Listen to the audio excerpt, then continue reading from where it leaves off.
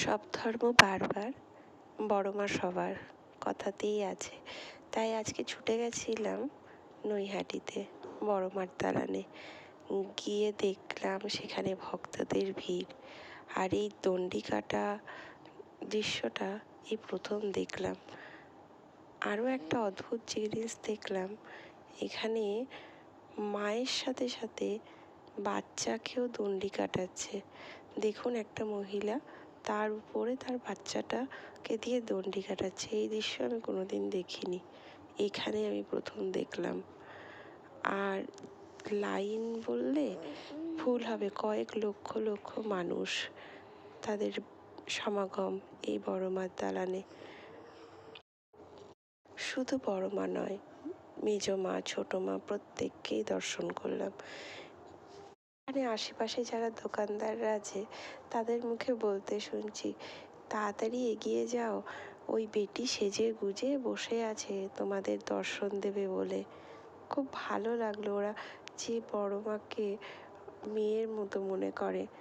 আজকের দিনটায় মন্দিরটা খোলা থাকে না, বাইরে থেকেই ভক্তরা সব পুজো দিয়ে যায়।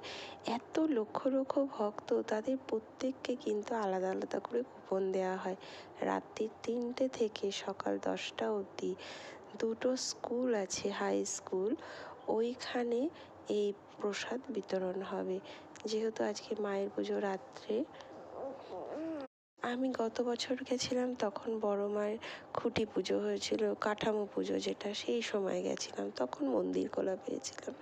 কিন্তু এইবার প্রথম আমি বড় মার পুজোর দিন আমি গেলাম, কালী পুজোর দিন। এই যে মা এখনও সাজসজ্জা চলছে মায়ের, মায়ের মুখটার দিকে তো আমি তাকাতে পারছি না, মানে আমার কেমন যেন বুকের মধ্যে কেমন হচ্ছে, আমি বলে বোঝাতে পারবো না। অঝরে ভক্তদের কান্না, মানে মনের মধ্যে থেকেই যেন কেমন একটা আলাদা ভক্তি মানে মায়ের জন্য চলে আসে। আমি যখন খুব ছোট তখন তখন আমার পিসির সাথে এই বড় মাকে দেখতে আসতাম, কিন্তু কোনোদিন আমি পুজো দিইনি। এই প্রথমবার আমি বড় মায়ের কাছে পুজো দিতে এলাম।